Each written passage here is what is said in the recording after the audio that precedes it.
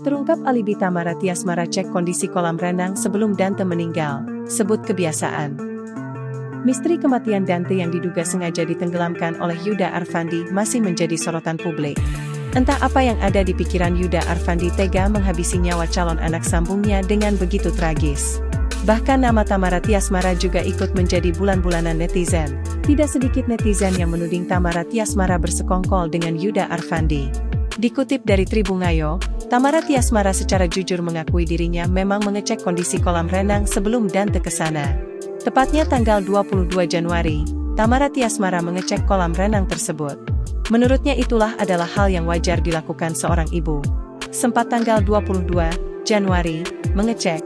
Itu hal yang wajar untuk orang yang kenal aku, kata Tamara Tiasmara.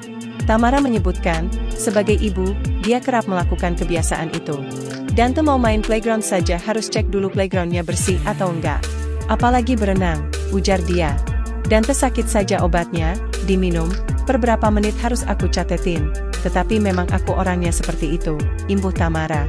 Sementara itu, Kasubdit Jatanras Direktorat Reserse Kriminal Umum Polda Metro Jaya AKBP Rovan Richard Mahanu mengungkapkan, Tamara menyurvei kolam renang bersama Yuda, sepekan sebelum Dante berenang di sana. Mereka setelah mengecek fasilitas yang ada di kolam renang tersebut, akhirnya memutuskan untuk nantinya akan latihan berenang di kolam renang tersebut, jelas Rovan. Sebagai informasi, Yuda membenamkan Dante sebanyak 12 kali di dalam kolam sedalam 1,5 meter. Pelaku menenggelamkan Dante dengan memegang pinggang memakai kedua tangannya. Setiap kali korban hendak menggapai tepi kolam, tersangka menarik badan maupun kaki dari korban untuk terus berenang. Akibat kejadian ini, sisa makanan dan buih keluar dari hidung serta mulut korban. Dokter menyatakan, Dante meninggal kehabisan oksigen karena tenggelam. Kini, tersangka telah ditahan di Mapolda Metro Jaya.